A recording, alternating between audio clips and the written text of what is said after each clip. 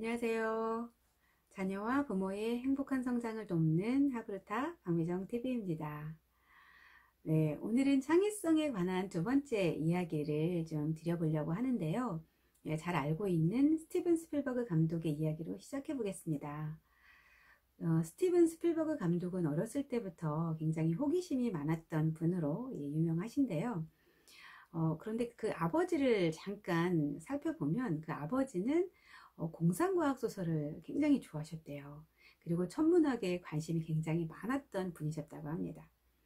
또 그런 영향을 받아서 스티븐 스필버그 감독도 그 하늘에 굉장히 관심이 많았고 직접 망원경을 만들어서 하루에 몇 시간씩 하늘을 관찰하고 그런 일상들을 아주 많이 보냈다고 하죠. 그러다 보니까 그 하늘을 연구하는 어떤 과학자를 소재로 해서 영화를 16살 때 만들었다고 해요. 8mm 영화를 만들었는데 동네에서 상영을 했는데 하룻밤 만에 500달러를 넘게 벌었던 그런 일화도 있습니다. 그때부터 벌써 아주 영화계의 거장이 될 그런 떡잎이 보였던 것 같기도 한데요. 그런데 또 어떤 날은 아버지와 함께 차를 타고 멀리 그 사막까지 가서 모포를 깔고 둘이 나란히 누워서 하늘을, 사막은 굉장히 하늘이 맑게 보인다고 하죠. 가서 하늘의 별똥별도 관찰하고 그렇게 해서 굉장히 하늘을 좋아했던 그런 소년이었다고 합니다. 그런 그 추억, 경험 이런 것들이 나중에 스티븐 스필버그 감독을 E.T. 또 쥐라기 공원 이런 것들을 만들었던 아주 영화계의 거장으로 이끈 그런 원동력이 아니었을까 그런 생각을 해봅니다. 결국 창의력과 상상력으로 발현이 된 거죠. 스티븐 스필버그 감독은 어렸을 때 굉장히 호기심이 많았는데 어떤 날은 아버지가 반도체 소자인 트랜지스터를 보여줬는데 그것을 그냥 삼켜버렸다는 겁니다. 너무 궁금할 거잖아요, 어른들은. 그래서 물어봤더니 거기서 나온 스티븐 스필버그 감독의 대답은 바로 뭐였을까요? 네, 그냥 궁금해서요 였다는 거죠.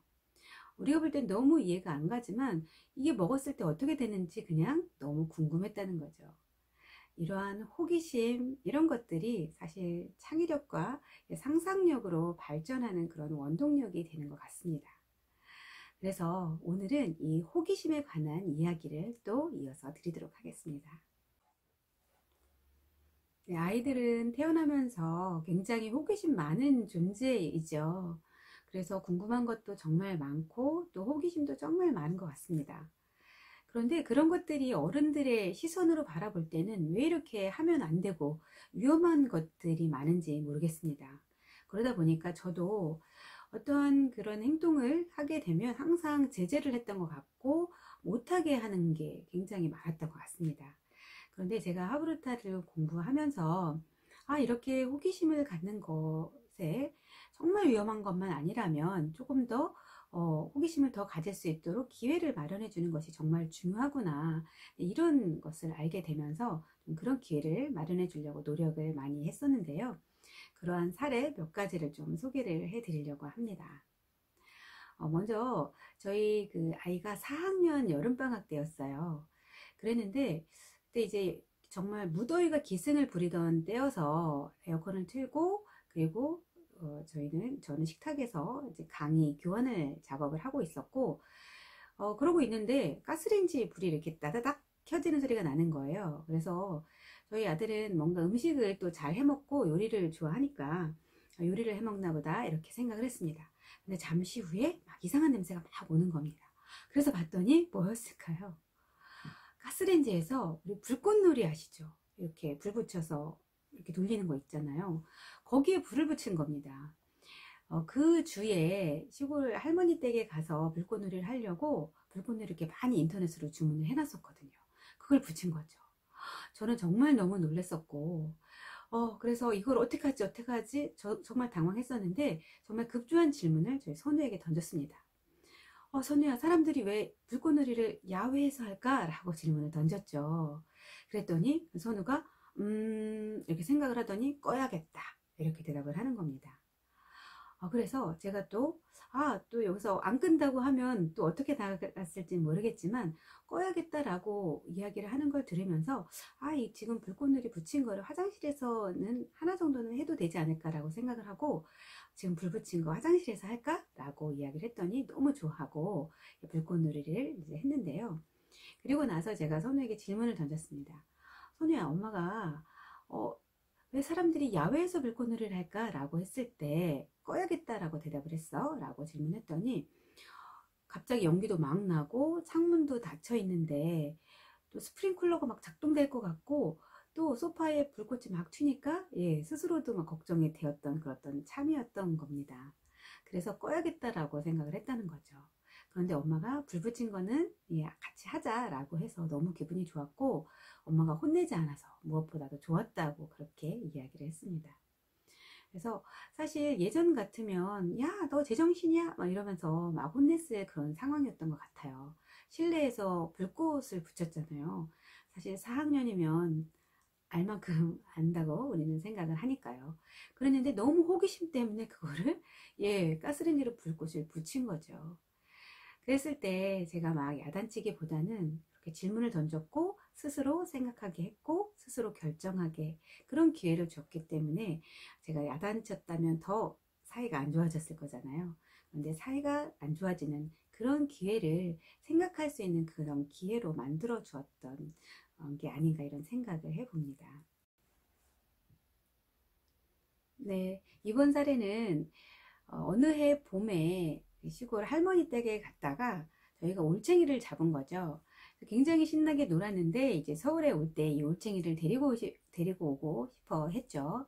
그래서 이제 몇 마리를 데리고 왔는데 그리고 나서 제가 이제 뭐 짐 정리도 하고 이렇게 하고 있는데 현우가 목욕탕에서 그 올챙이가 살던 물은 논물이니까 이렇게 색깔도 좀 누렇고 뭐도 막 들어있잖아요. 그거를 커피 내리는 그 필터를 가지고 일일이 다 정수를 해주고 있는 겁니다. 근데 정말 그게 기능이 좋더라고요. 그 누런 논물을 정수하니까 밑에 정말 맑은 그런 물이 이렇게 나왔는데 그걸 다 할 때까지 이렇게 지켜보다가 제가 이렇게 질문했습니다. 현우야, 그런데 그렇게 깨끗하게 해주면 올챙이가 더 잘 살 수 있을까? 라고 그냥 질문을 했어요. 그랬더니 갑자기 멍하게 이렇게 허공을 쳐다보더니 정수했던 거 그 위에 커피 필터에 있는 그런 것들을 찌꺼기 같은 거 다시 다 섞어서 원래 물을 만드는 겁니다. 그래서 선생님 그렇게 왜 한 거야? 라고 했더니 얘네들이 서울에 오느라고 이렇게 스트레스를 받았을 건데 또 이렇게 환경이 바뀌면 여러 가지로 좋지 않을 것 같다는 거죠. 그리고 그 안에 먹이도 있는 것 같아. 이런 이야기를 했습니다. 그래서 그렇게 하면 걔네가 더 잘 살 수 없잖아 라고 이렇게 가르치는 게 아니라 왜 그렇게 정수를 했어? 라고 그냥 질문을 던졌을 뿐인데 아이들은 나름대로 생각을 해가지고 나름대로 결론을 내리고 나름대로 무언가를 한다는 거죠. 그래서 아이들이 호기심을 가질 때 이렇게 지시하고 개입하고 이런 것보다는 그냥 아이들이 스스로 생각할 수 있고 좀 결정할 수 있게 이런 질문을 던지는 것이 굉장히 효과적이었던 그런 경험들이 있습니다. 그리고 어떤 날 저희 현우가 또 그 고기를 구운 거예요. 고기를 구웠는데 소파에 이렇게 누워가지고 거꾸로 해서 이걸 먹어보고 싶다는 거죠. 그런데 굉장히 위험하잖아요. 사실 먹다가 또 기도로 넘어갈 수도 있고 위험한 상황인데 너무 하고 싶어 하니까 만약에 못하게 하면 사실 엄마가 없을 때 할 수도 있는 거니까 그럼 한번 하고 싶은 대로 해봐 라고 했죠. 그런데 음식을 정말 고기를 막 그 후추까지 뿌리고 소금까지 뿌리는 거를 해서 고기를 거꾸로 해서 다 먹었습니다. 그런데 얼굴에 소금이 떨어지고 머리에 소금이 떨어지고 난리가 났었겠죠. 그런데 그러고 나서 선우가 했던 말이 있습니다. 국물 있는 건 못 먹겠다 라고 이런 말을 했었습니다. 그래서 하지 말아라 또 이렇게 지시하고 하는 것보다는 그냥 할 수 있게 해주고 기분이 어땠어? 라고 질문하고 뭐가 불편했어? 라고 질문했더니 나름대로 그렇게 생각을 하고 또 행동을 하고 또 결론을 내리더라는 거죠. 네, 우리 아이들이 이렇게 엉뚱한 짓을 하게 되면 우리 부모님들은 다른 애들은 안 그런데 왜 우리 애만 저럴까? 왜 이렇게 유별날까? 하고 엉뚱한 짓 한다고 좀 화가 나기도 하고 이러죠. 그런데 그럴 때 우리 아이는 좀 더 창의적이어서 저렇구나라고 생각을 좀 바꿔보면 사실 그게 굉장히 좋게 보입니다. 저도 예전에는 모든 것들이 화가 나는 상황이었는데 우리 애가 창의적이어서 저런 행동을 하는구나, 저렇게 엉뚱한 짓을 하는구나, 이런 관점으로 바라보니까 굉장히 그것들이 좋아 보이고, 그리고 또 그런 기회를 더 주기 위해서 노력을 하기도 하게 되었거든요. 그래서 우리 두뇌는 사실은 좀 더 자유로워야 창의력이 발휘가 된다고 합니다. 공포에 질려 있고 눈치를 봐야 하고 이런 상황에서는 나를 보호해야 되기 때문에 그런 창의력이 발휘되기는 어려운 환경이라는 거죠. 그래서 우리 구글이라든지 이런 사무실에 그런 사진을 본 적이 있으실 수도 있는데, 사무실 가운데로 이렇게 막 미끄럼틀이 지나가기도 하고, 또 러닝머신이 또 사무실에 있기도 하고, 그렇죠. 그런 것들은 좀 더 창의적인 그런 업무의 어떤 또 성과와도 연결이 되기 때문에 그렇게 사무실도 좀 자유롭고 창의성을 발휘할 수 있도록 구성을 하는 거라고 볼 수가 있습니다. 그래서 우리 아이들도 좀 더 창의성을 발휘하기 위해서는 호기심을 갖는 것, 엉뚱한 짓을 할 때 우리가 또 좀 좋은 마음으로 지켜봐 줄 수 있는 그런 마음이 필요하지 않은가, 이런 생각을 해 봅니다. 그래서 오늘은 창의성에 관련된 두 번째 이야기 해 드렸고요. 다음 시간에도 창의성에 관련된 이야기를 더 드려보도록 하겠습니다. 오늘도 하브루타 박미정 TV 들어주셔서 감사합니다.